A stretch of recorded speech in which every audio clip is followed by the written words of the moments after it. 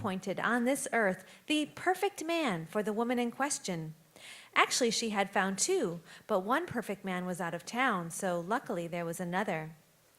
The second perfect man had a name and a career, and those were Juan and cellular phone salesman, respectively. The mother and the little sister showed the woman the phone he had touched and had sold them, and explained how its presence had transformed them into a super-efficient mother-daughter tag team. Team of two, that is, until today, happily now 3, if only momentarily, now that she, older sister, woman in question, was home. A cell phone salesman, said the woman. This is who you want your daughter to plan her future with. How, said the mother, did my daughter come to be such a snob?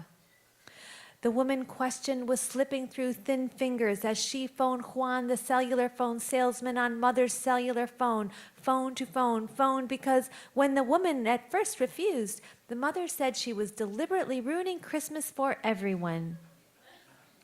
Several hours, if not a whole day, had elapsed by this time, and then there were several more hours, if not a whole day, while the woman and mother and sister waited for Juan to pick up his cellular and phone their home, which he didn't.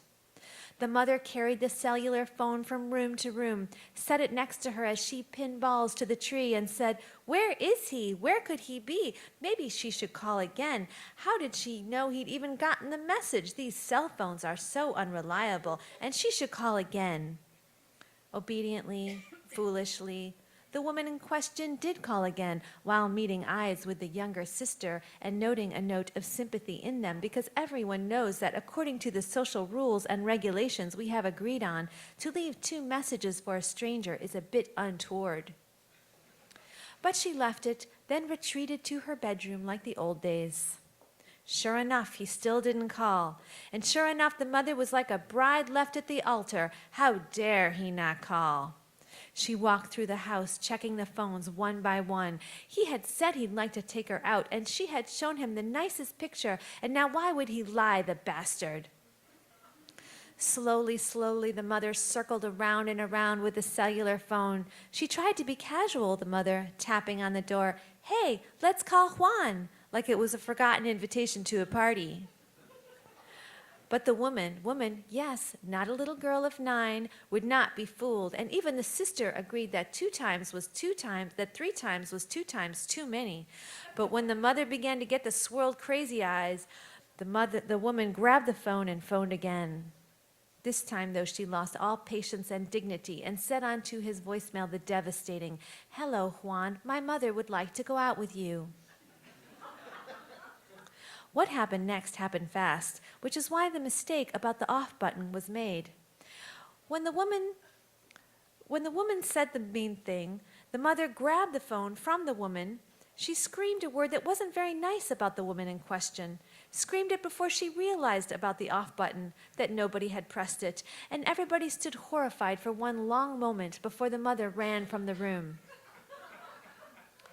That afternoon, the sister and the woman in question had fun with the phone, shouting desperately into the cellular, "Juan, we miss you, Juan," or sternly, "Juan, you're ruining Christmas for everyone," or sadly, "Juan, please call us, Juan, and leave us a little message," or angrily, "It's over for good this time, Juan, don't ever call us again." And the woman in question felt, well, pleased with her sister, but also a bit unwomanly as she stuck herself under her thin blanket that evening. This part is miraculous. Juan phoned the next day. He phoned while the woman was showering. "He phoned and I nearly dropped the receiver," said the sister, which would not have been good. These little phones are delicate creatures. "He phoned and he spoke charmingly," said the sister. "He, as always, asked many interesting questions."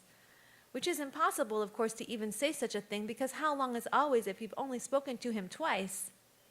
"It's the kind of man he is," insisted the sister. "The kind who asks questions and listens and asks more questions."